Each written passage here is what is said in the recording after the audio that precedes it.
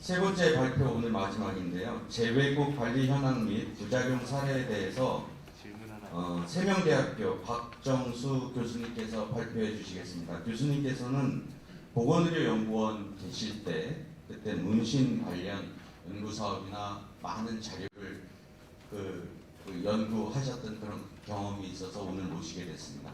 큰 박수 부탁드립니다.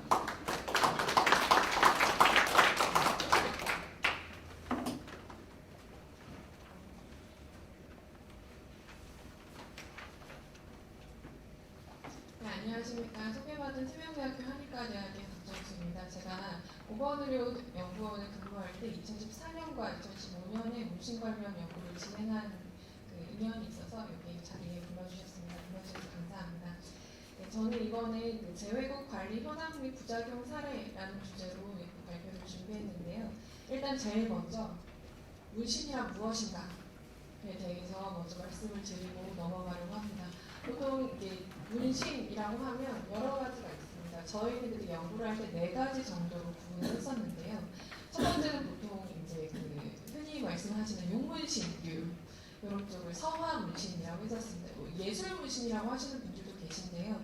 예술이라고 하게 되면 가치가 들어가서 이것은 예술이지 어떤 그 행위가 아니다 이렇게 될 수가 있기 때문에 저희가 가치 중립적인 의미로 서화 문신이라고 했었습니다. 네, 그래서 뭐 그림이나 글씨다라고 해서 서화 문신이라고 했고요. 옆에 보시는 외상 문신 같은 경우는 이제 뭐 넘어지거나 해서 의도치 않게 뭐 아스팔트나 연필심 같은 게 이렇게 끼어들 수가 있습니다. 그래서 그 자국이 남는 건 외상 문신이라고 하고요. 미용 문신은 보통 알고 계시는 그 반영구 화장, 눈썹이나 아이라인이나 입술이나 그런 반영구 화장으로 했고요.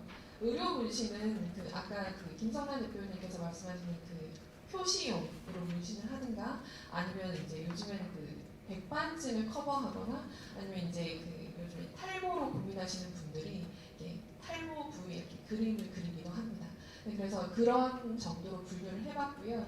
사실 외상 문신은 의도치 않은 사건이기 때문에 저희가 크게 이 분류를 했었고 정의로는 피부를 뚫고 염료를 주입한다를 정의를 했습니다. 왜냐하면 헤나 같은 것은 그리기 때문에 피부를 뚫지 않거든요. 그래서 그런 것들은 문신에서 제외하였습니다.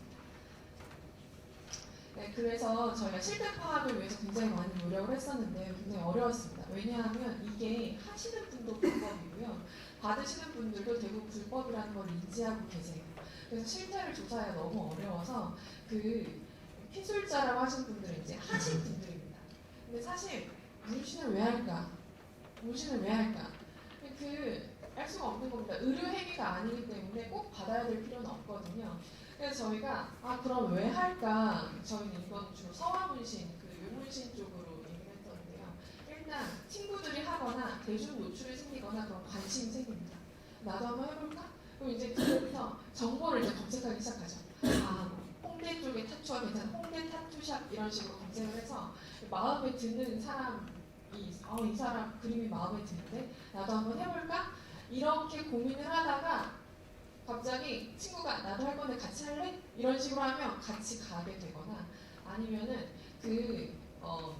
외국에서는 스크래처라고 하기도 하는데요. 전문 타투이스트가 아니고 이제 실습용으로 이렇게 야 내가 이거 기계 샀는데 같이 한번 해볼래? 너 해볼래?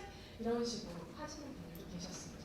그래서 시술자를 선택해서 문신 시술을 하시게 되는데 시술 후 감정은 제가 그 우스갯소리로 문신의 가장 큰 부작용은 뭘 것 같으세요? 후회입니다. 후회. 100% 후회예요. 후회하는데 후회가 2가지로 갈리죠. 어떤 분들은 문신 자체에 대해서 후회하십니다. 이걸 왜 했지? 이렇게 하시는 분들 계시고요. 이게 없었으면 더 크고 이쁜 걸 여기 할 수 있었을 텐데 이런 식으로 가시는 분도 있습니다. 그래서 그거에 영향을 미치는 거는 그 그림의 결과. 그림이 되게 이쁘게 나오면 굉장히 만족하세요. 근데 어떤 유해 사례가 발생하지 않았더라도 눈썹을 했는데 짝짝이가 됐어 이런 식으로 마음에 들지 않으면 후회를 하십니다. 혹은 그 유해 사례가 생겼더라도 시술자와의 관계가 굉장히 중요해요. 내가 이거 시술을 할 때 그 시술자분이 나의 말을 잘 들어주고 이분은 원래 실력이 있는 분인데 어쩌다가 됐다라고 하면 유해 사례가 생겼는데도 불구하고 그분께 다시 가서 시술을 받는 경우도 있었습니다. 있었고요. 그래서 이제 그 시술을 받은 이후에 감정이 들고 그럼 어떻게 해야 되느냐? 시술은 행동이 되는데 이제 가만히 놔두거나 제거하거나 더 큰 문신을 하거나 이런 경우가 있는데 그 제거할 때 후회해서 제거하시는 분들은 거의 없어요. 제거하시는 분들은 죄송합니다. 제거하시는 분들은 취업에 영향이 있을까봐 제거하시는 분들.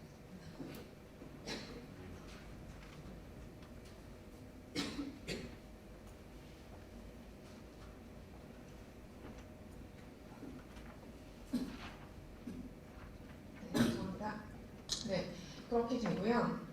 그리고 대부분 한 번 문신을 시작하시면 다시 한 번 정보 검색으로 가십니다.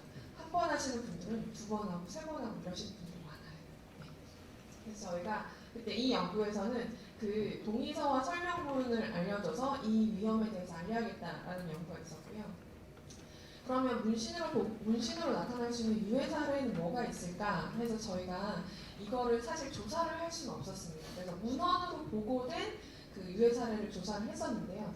유해 사례는 크게 빨갛게 되고 아프고 감염이 생기고 면역 관련 질환이 있고 신생물이 생기고 기타 등이 있었는데요. 일단 문신 자체가 상처를 내는 겁니다. 피부에 상처를 내는 거예요. 그래서 대부분 아픕니다. 아프고 그리고 빨개지는데 대체로 2주 이내면 소실이 되는 게 정상이라고 봅니다. 그런데 그 이후에도 계속 아픈 경우가 있어요. 계속 아픈 경우. 그때는 이제 아이라인 같은 걸 할 때 눈을 뚫었다든가 각막을 뚫었다든가 이런 식으로 실제로 물리적 손상이 있을 때 발적이나 통증이 계속 유지될 수 있습니다. 그 외 감염 같은 경우는 이제 뭐 이렇게 박테리아나 아니면 기형 간염, HIV, 매독 같은 것이 피부를 뚫고 염료를 주입하기 때문에 가능성을 배제할 수 없는 수준입니다. 면역 관련 질환 등이 가장 많이 보고가 됐었는데요. 거짓 림프종이나 유육종증, 유가족 같이 그 피부의 외부 물질이 들어오기 때문에 거기에 대한 알레르기 반응이 있었습니다. 신생물 같은 경우는 이제 그 이용 문신에서 보고가 됐었는데 눈썹이나 편평세포암이나 흑색종이 보고된 예가 있고요. 그 기타 반응으로는 MRI 그러니까 문신을 하시고 MRI 찍을 때 거기에 화상을 입는 경우가 있어요. 신호가 없거나 아니면 화상을 입는 경우가 있습니다. 그렇다면 이것의 원인은 무엇인가 정확하게는 알 수 없습니다. 그렇지만 추정하기로는 아마도 이제 물리적 손상일 경우에는 결막을 관통하거나 신부 염료를 주입하는 미숙한 시술제 때문일 거다. 감염은 아마도 오염된 염료나 오염된 도구, 불결한 환경 때문일 거다.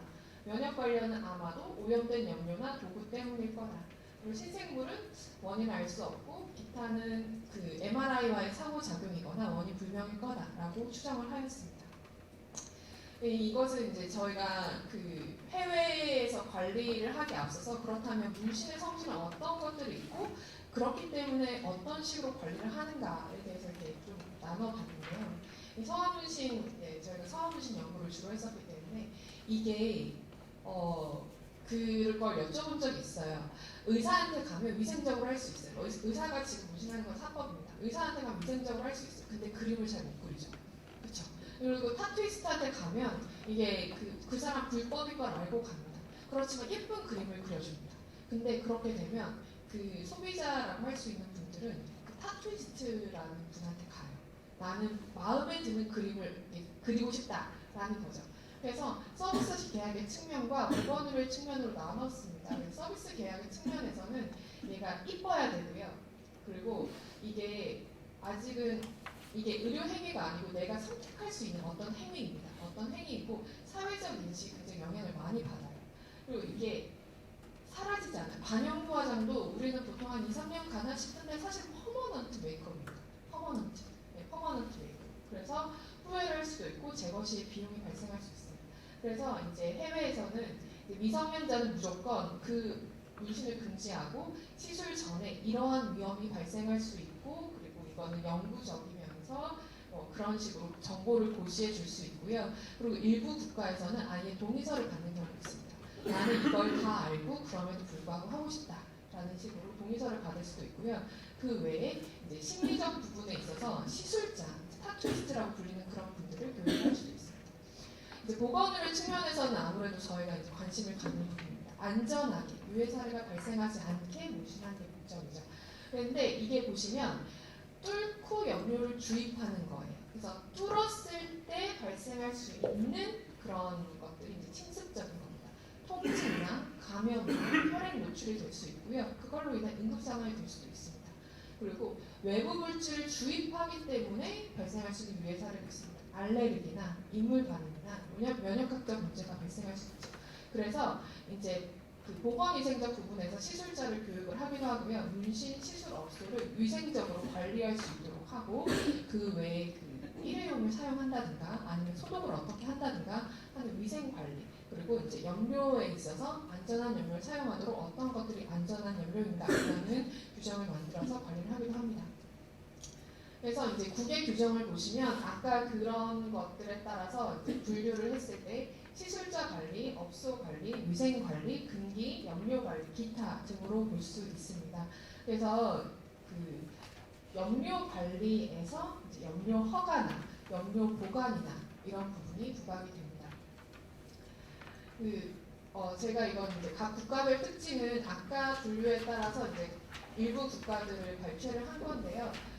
이걸 보시면 이제 미국 같은 경우도 50개 주가 있고 각 주마다 좀 자유로운 주가 있고 좀 더 엄격한 주가 있기 때문에 좀 나눠봤습니다.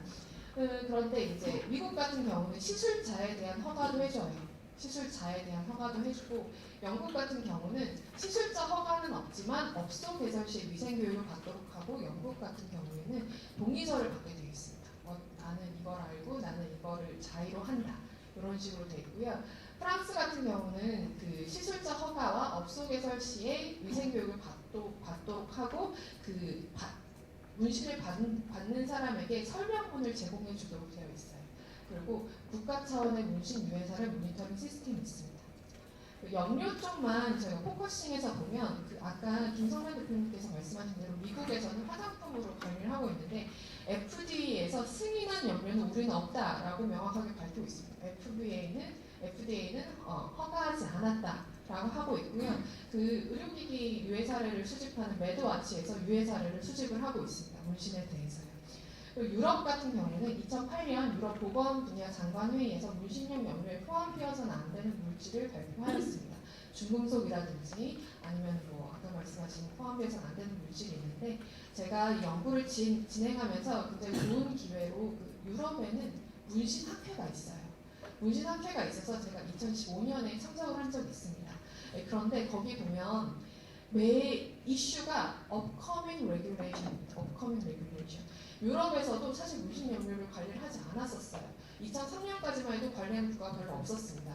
그런데 그 프랑스도 2008년 2월 19일에 신설을 했거든요. 그래서 이제 점점 이 문신을 많이 하니까 이걸 뭔가 관리를 해야 될 것 같다. 그러면 어떻게 관리할 것이냐 해서 2년마다 모여서 그 학회에서 그 upcoming regulation에 대해서 의견을 나누고 있습니다. 그래서 프랑스 같은 경우는 2008년 2월 19일에 신설됐고 위생 조건이나 문신 용품의 제조, 포장 및 유통, 시술 시 피술자에게 고지해야 되는 정보 등이 그 조항에 신설이 되어 있고요. 그 명령으로 신설이 되어 있고요. 국가적 감시 시스템을 갖추어 모니터링을 하고 있습니다. 네, 여기까지 경청해 주셔서 감사합니다.